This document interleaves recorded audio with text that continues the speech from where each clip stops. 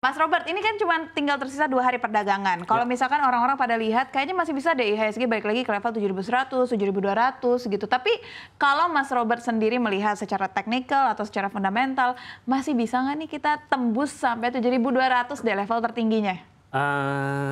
Kalau 7.100 mungkin masih bisa ya. Tapi sebelumnya kayaknya arahnya lebih ke, mungkin akan menyentuh ke level 7.000 dulu. Karena pada perdagangan hari ini turun nggak sampai 0,5%, tapi tekanan jualnya cukup tinggi pada hari ini. Dan dari volumenya juga pelemahannya cukup tinggi, artinya tekanan jualnya masih tinggi. Jadi ada potensi untuk menyentuh di 7.000 atau mungkin resisten di 7.100 sampai perdagangan terakhir besok itu mungkin masih bisa. Tapi kalau 7.200 kayaknya ketinggian ya? Kemungkinan udah nggak bisa. Ngomongin realistis kayaknya hampir tidak mungkin gitu ya di sisa 2 hari perdagangan ini. Lalu selanjutnya di tahun 2025 nih, di tahun 2024 ini kan bisa disimpulkan gelap ya, karena secara year to date aja sudah minus 3,25% begitu. Ini kan berarti kan lebih buruk daripada di tahun 2023 yang sebenarnya 2023 surplus begitu ya, alias positif maksudnya. Dan 2024 ini sudah bisa dipastikan negatif. Di tahun 2025 banyak yang memproyeksikan masih gelap-gelap juga nih di awal-awal. Kalau menurut Mas Roberto seperti apa? Kayaknya juga masih gelap ya untuk 2025. Tapi kalau kita bicara mungkin semester 1, 6 bulan pertama mungkin masih gelap. Tapi ada potensi untuk terjadi pembalikan arah atau terjadi kebangkitan dengan mungkin V-shape ya. Jadi ketika IHSG turun bisa lebih dalam lagi mungkin ke area 6.000-an, itu mungkin akan juga bangkit dengan kondisi yang lebih pulih dengan lebih cepat dan lebih kencang. Tapi kalau misalnya kita lihat di 2025 sebenarnya ketidakpastiannya masih sangat banyak, baik dari dalam maupun dari luar negeri. Betul.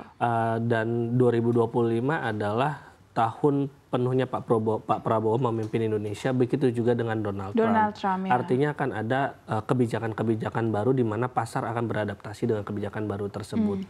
Ditambah saya rasa isunya masih sama mengenai suku bunga bank sentral, baik itu di Amerika maupun di Indonesia. Dan mungkin perlu diperhatikan juga adalah tensi geopolitik, baik itu di peperangan di Rusia maupun Ukraina, juga di Timur Tengah tampaknya masih akan panas. Nah, ini yang masih akan menjadi awan gelap yang menyelimuti pasar keuangan Indonesia di tahun depan. Dan kalau kita lihat juga sebenarnya market di US itu sekarang sudah terlalu tinggi. Ada potensi untuk terjadi koreksi dan mungkin ini juga akan berpengaruh terhadap pasar saham kita. Sehingga kalau kita melihat 2025 mungkin volatilitasnya masih tinggi, fluktuasinya masih tinggi, awan gelapnya juga masih ada, tapi ada potensi untuk terjadi pemulihan. Mungkin setelah semester 1 atau mungkin di kuartal 4 mungkin ada pemulihan karena semua gejolak atau kabar negatif pasti sudah terprice in di awal tahun 2025 sehingga itu akan menyebabkan posisi IHSG dan saham-sahamnya akan lebih murah. Akan jauh lebih murah dan mungkin itu juga akan menarik bagi investor untuk masuk ke pasar equity di Indonesia. Dengan adanya full year untuk Pak Prabowo memimpin, lalu Donald Trump juga akan memimpin di tahun depan, kira-kira sektor apa aja yang akan memimpin juga di tahun 2025? Karena kalau kita lihat sebenarnya dari segi kebijakan antara Prabowo dan Donald Trump ini memiliki kebijakan yang berbeda, yang pasti bisa menguntungkan sektor yang beragam juga. Tapi dengan adanya Donald Trump yang menekankan tarif, ini pasti juga akan membuat beberapa sektor terjerembab cukup dalam. Gimana Mas Robert?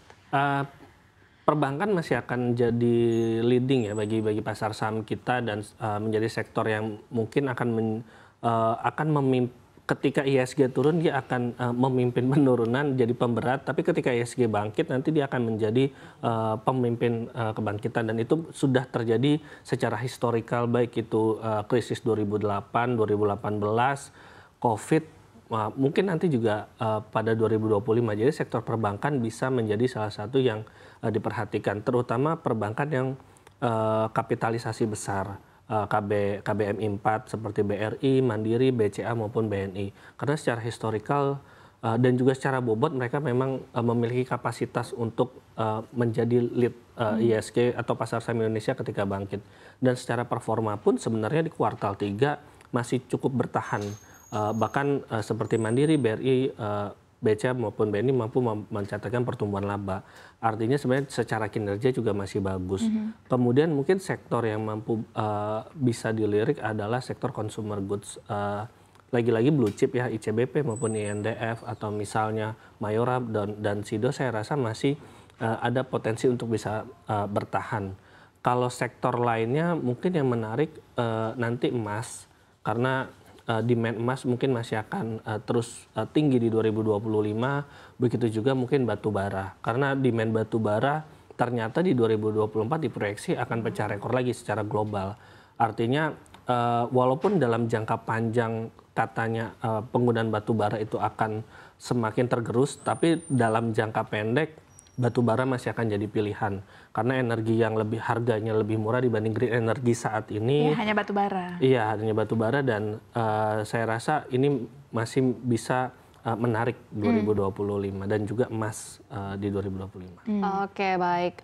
Aku pengen mengelaborasikan sedikit ya berkaitan dengan salah satu sektor yang tadi paling awal disebutkan, yaitu perbankan, terutama perbankan berkapitalisasi besar begitu. Tadi Mas Robertus bilang bahwa ya memang kalau jadi Lagarde memang sektor keuangan ini yang pasti akan jadi paling berat, tapi nanti kalau maju mereka lah yang akhirnya paling mendukung IHSG. Tapi kalau kita lihat secara year to date atau secara year on year aja, 4 bank besar di Indonesia aja secara saham ini kinerjanya kayaknya kurang bagus. Dari 4 hanya 1 yang secara year to date positif, bahkan ada salah satu yang pelemahannya sampai puluhan % begitu kalau dibandingkan dengan tahun lalu. Kira-kira menurut proyeksinya Mas Robertus, situasi ini nih perbankan kapitalisasi besar yang tadinya menjadi andalan IHSG secara domestik begitu. Kapan di kuartal berapa di tahun 2025 perbankan akan kembali menjadi pendorong bagi IHSG? Jadi emiten perbankan yang kapitalisasi besar itu Big Four itu memang mereka karena memiliki kapitalisasi market cap yang besar, dia menjadi pintu masuk bagi investor asing. Jadi karena lebih sangat liquid dibandingkan saham-saham yang lain, investor asing atau big money itu pasti akan memilih keempat saham ini. Kalau kita lihat arus asing ini banyak yang keluar dari pasar saham Indonesia, otomatis emiten-emiten ini juga akan dijual sahamnya. Tapi untuk lebih fair kita harus bandingin sama performa. Performa dari keempat emiten perbankan ini masih sangat baik. Secara fundamental, pertumbuhan kredit bahkan masih ada double digit. Kemudian quality asset NPL, gagal kredit bayar masih di bawah 5%. Bahkan Mandiri kalau nggak salah di bawah 2%. Artinya quality asetnya masih sangat bagus. Likuiditasnya juga masih oke. NPL coverage itu rata-rata di atas 150%. Artinya ketika gagal bayar mereka masih bisa cover. Dan pertumbuhan pendapatan maupun laba juga masih sangat baik. Sehingga sebenarnya performanya ini bagus. Hanya saja faktor eksternal karena investor asing keluar dari pasar saham Indonesia akhirnya saham-saham ikut terkoreksi dan cukup dalam. Nah, kalau misalnya 2025 mungkin kalau tepatnya kapan untuk bangkit susah ya untuk meramal ya, tapi saya rasa yang bisa kita lihat adalah peluang untuk membeli saham-saham tersebut. Mungkin posisi sekarang saya rasa masih ada potensi untuk kembali turun dari posisi saat ini, sejalan dengan IHSG mungkin juga masih berpotensi untuk menyentuh ke 6.900-an ya. Sehingga saat ini masih bisa turun, tapi valuasinya sudah relatif lebih murah ya. Misalnya saja BRI di posisi sekarang 4.100-an, itu EPS-nya proyeksinya itu di 500 per saham. Harga sekarang 4.000 itu adalah harga terendah sejak 2022, di mana 2023 EPS-nya atau laba per sahamnya itu di level 400-an. Artinya ketika EPS atau laba per sahamnya tumbuh, harganya jatuh di harga 2022. Ini secara sederhananya ini sangat murah sebenarnya BRI. Karena performanya bertumbuh tapi harganya jatuh. Jadi sebenarnya ini bisa ditangkap peluangnya. Tapi strateginya adalah kita tidak bisa beli langsung. Tapi beli cicil atau beli bertahap. Karena masih ada potensi untuk penurunan di tengah ketidakpastian global dan juga domestik, sehingga sangat rawan kalau kita beli langsung. Takutnya kita beli ternyata harganya masih bisa turun 3 atau bahkan sampai 5% lebih dalam lagi, yang ada kita panik dan akhirnya malah jual semua. Jadinya rugi. Jadi sebenarnya potensinya ada, mungkin yang perlu kita perhatikan adalah strategi untuk masuk ke saham-saham belinya. Ya. Oke, jadi sebenarnya koreksi yang terjadi pada perbankan tuh masih terhitung normal karena kalau kita lihat secara fundamental perbankan ini cukup baik dan memang faktor dari koreksinya perbankan besar ini juga karena banyaknya faktor eksternal. Betul. Begitu. Nah, di tahun 2025 yang seru juga adalah PPN 12% akan ditetapkan. Nggak cuma sektor consumer yang akan kena imbasnya, tapi banyak banget dari jasa, transportasi, banyak sekali yang akan kena dampaknya. Hampir semua kan. Memang walaupun memang belum diketahui secara jelas ya, apa aja nantinya di 12% di 2025. Tapi yang paling dekat dengan masyarakat kan sektor consumer kira-kira. Nah, gimana pergerakan sektor consumer? Karena tadi Mas Robert bilang 2025 untuk konsumsi atau consumer, apalagi dengan ada program pemerintah dan segala macam masih bisa bergerak positif. Ya, sektor consumer itu adalah defensive sektor. Artinya ketika terjadi penurunan ekonomi, biasanya sektor consumer turunnya tidak akan terlebih dalam dibandingkan emiten-emiten yang lain. Jadi masih mampu bertahan. Mungkin tidak positif, tapi lebih netral lah dibandingkan kalau kita masuk ke portofolio yang jatuhnya lebih dalam, tentu saja ini akan menjadi lebih menguntungkan. Nah, sektor consumer sendiri memang menjadi tantangan. Ketika PPN 12% itu naik, makanya mungkin perlu dipilah lagi sektor konsumer mana yang kemudian bisa dipilih. Pertama bisa lihat dari segmentasi customer-nya. Ketika sektor retail misalnya, ada sektor retail yang memiliki konsumen yang menengah ke atas. Mungkin itu akan lebih resilient di tahun 2025 dibanding emiten sektor retail yang memiliki basis konsumer itu menengah ke bawah karena sekarang sudah turun daya beli masyarakatnya.